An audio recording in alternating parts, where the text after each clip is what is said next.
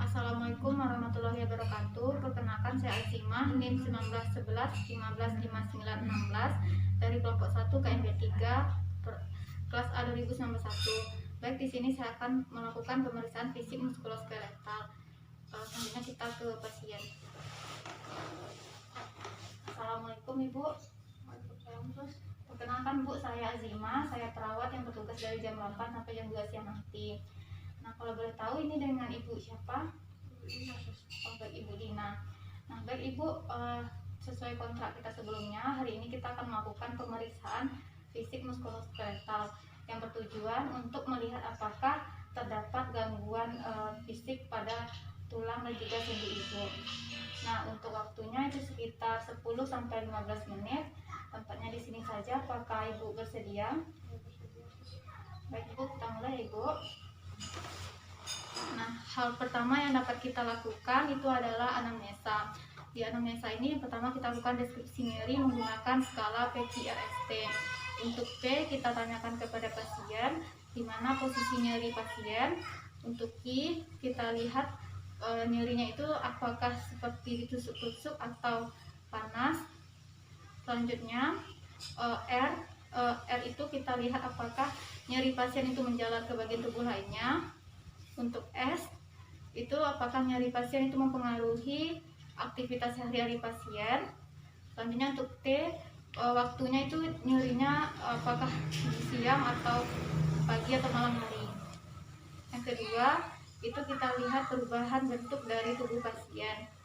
Kita lihat apakah ada yang mempengaruhi seperti tumor, radang, dan juga seperti bentuk kaki O, kaki X, dan juga apakah pasien itu cebol atau pendek. Selanjutnya itu gangguan fungsi atau disfungsi. Gangguan fungsi ini kita lihat apakah pasien cacat atau pasien pergerakannya kaku. Selanjutnya kita lihat riwayat penyakit sebelum pasien.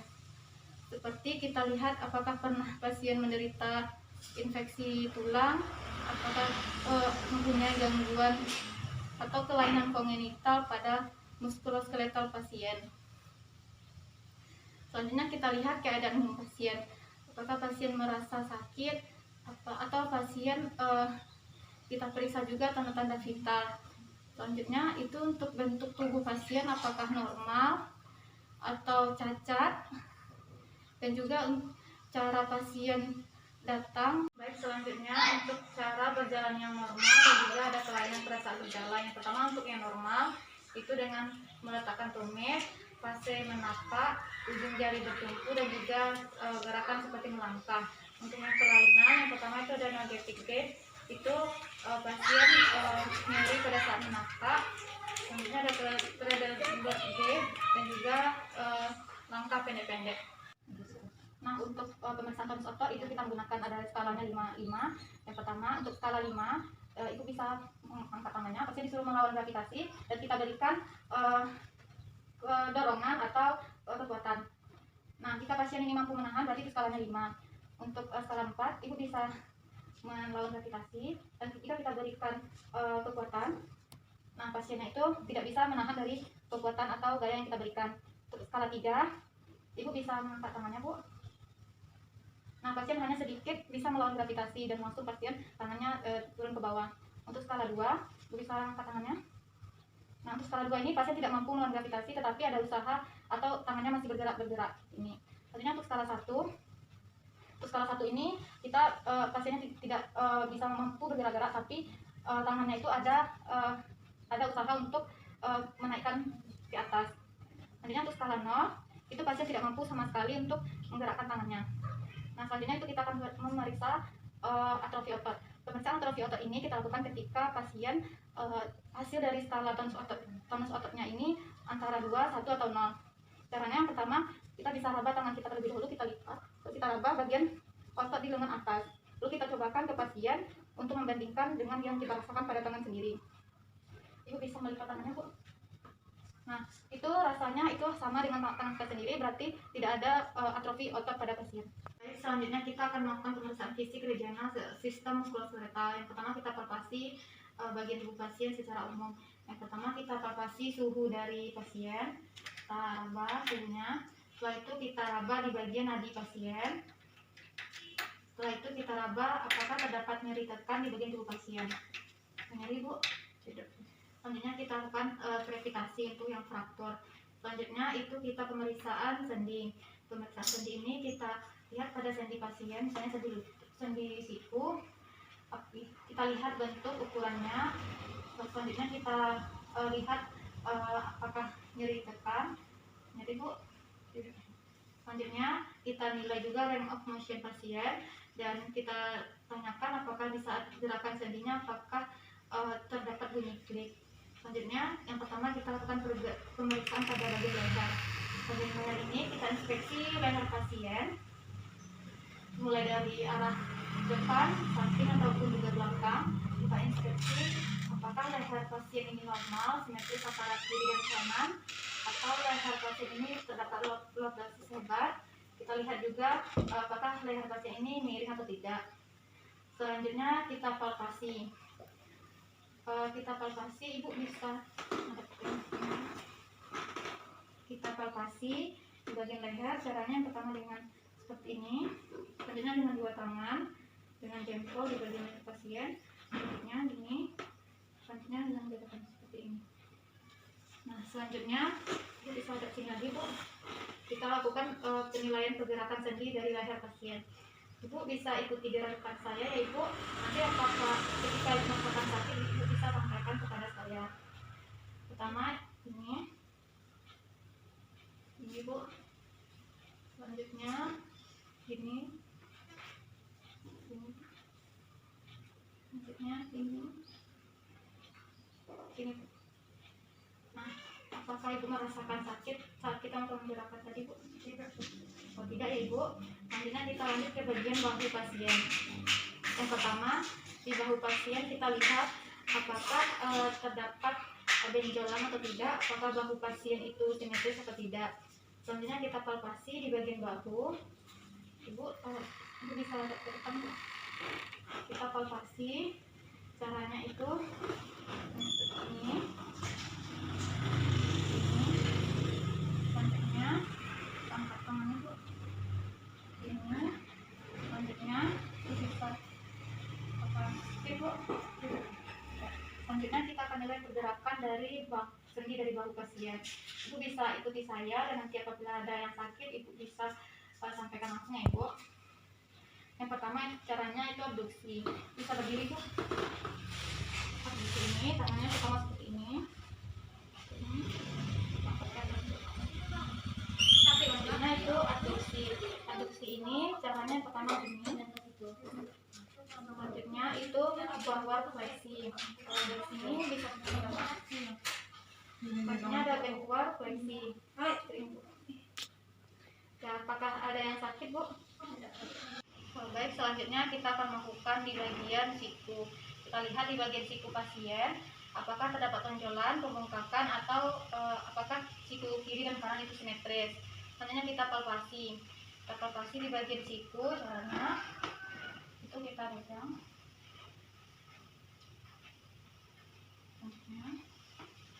Kalau nyeri Bu. Nah selanjutnya itu kita nilai pergerakan sendi dari siku. Gerakan sendi dari siku ini Ibu bisa mengikuti gerakan saya ya Ibu. Hanya gini.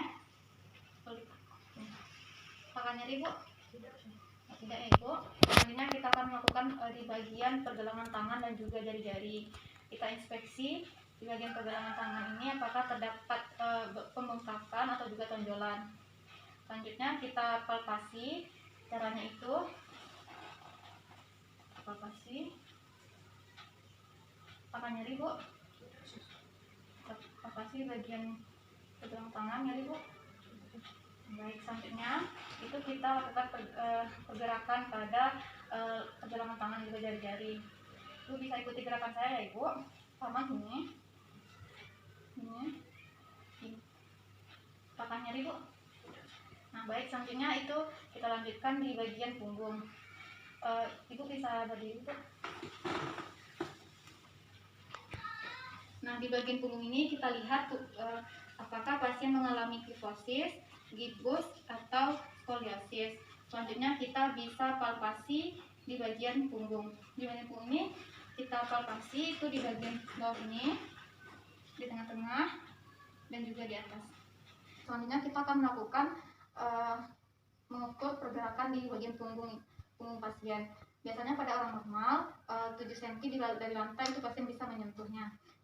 Ibu bisa menghadap ke kamera, Bu. Selanjutnya ukur 7 cm dari permukaan lantai.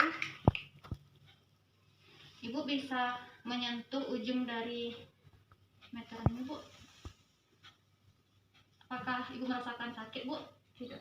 Oh, tidak. Berarti pasien ini tidak mengalami gangguan pada punggungnya. Baik, selanjutnya Ibu bisa saya bantu, Bu. Nyeri, Bu? Apakah nyeri juga, Bu? Nah, selanjutnya itu bisa kita mengukur di bagian pinggang punggung pasien. Ibu bisa menghadap ke bagian sana, Bu. Ukur apakah terjadi pelebaran pada punggung pasien.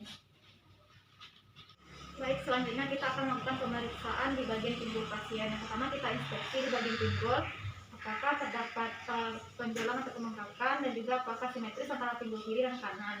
Selanjutnya kita akan melakukan palpasi. Palpasi bagian pinggul. Apakah terasa sakit, Bu? Tidak, Bu. Selanjutnya kita akan nilai pergerakan dari pinggul pasien. Ibu bisa ikuti gerakan saya, Ibu. Ini. Contohnya bisa angkat kakinya seperti ini, Bu. Hanya ke belakang, Bu. Apakah terdapat nyeri, Bu? Nah, selanjutnya itu Ibu bisa berbaring, Bu. Ini.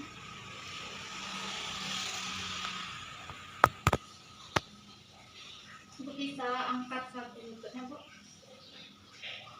Nah, apakah nyeri, Bu? Selanjutnya Ibu bisa telungkup, Bu. Dan itu kaki Ibu satunya dilipat. Apakah nyeri, Bu? Nah, sudah, Bu. Kita akan menilai apakah terdapat kesenjangan dari anggota tubuh pasien. Di sini kita bisa menilai kesenjangan antara lutut. Ibu bisa berbaring lagi, Bu. Kita nilai. Ibu bisa mengangkat kedua lututnya. Kita lihat apakah lutut kiri dan kanan itu terdapat perbedaan ketinggian atau tidak. Di sini tingginya sama. Selanjutnya kita akan mengukur dari pusat ke malleolus. Kita bandingkan kiri dan kanan apakah panjangnya itu sama atau tidak.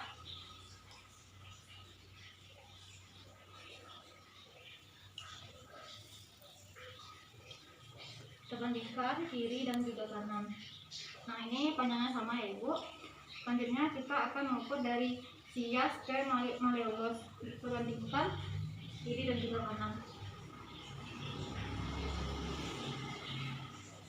Nah, ini panjangnya juga sama ya, Ibu. Selanjutnya kita akan melakukan pemeriksaan pada bagian lutut pasien. Kita inspeksi di bagian lutut pasien apakah terdapat pembengkakan, dan juga apakah lutut kiri dan kanan juga simetris. Selanjutnya kita palpasi di bagian lutut apakah terdapat tonjolan atau tidak. Selanjutnya kita lakukan pergerakan pada lutut pasien. Ibu bisa ikutin gerakan saya ya, Ibu. Pertama, ini ke atas lagi, Bu. Apakah nyeri, Bu? Tidak, Bu. Baik, kita lanjut ya, Ibu. Ibu juga bisa mengikuti gerakan saya. Yang pertama, ini, Bu, dan ini lagi. Apakah terdapat nyeri, Bu? Tidak. Nah, baik, selanjutnya saya akan menilai refleks hamlet dari lutut Ibu. Ibu bisa duduk, Bu.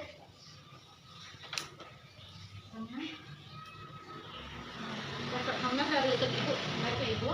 Selanjutnya di bagian kaki atau ankle pasien. Yang pertama kita inspeksi di bagian kaki pasien apakah terdapat pembengkakan atau tidak. Selanjutnya kita palpasi apakah ada pembengkakan atau tidak. Selanjutnya kita lakukan pergerakan. Ibu bisa ikutin gerakan saya, Ibu. Yang pertama ini. Nah, baik Ibu, kita sudah selesai melakukan pemeriksaan fisik pada muskuloskeletal. Sampai di sini apa ada yang Ibu tanyakan? Tidak. Baik, terima kasih Ibu. Saya pamit dulu. Assalamualaikum. Nah, baik, sekian dari video saya mengenai pemeriksaan fisik sistem muskuloskeletal. Saya pamit. Assalamualaikum warahmatullahi wabarakatuh.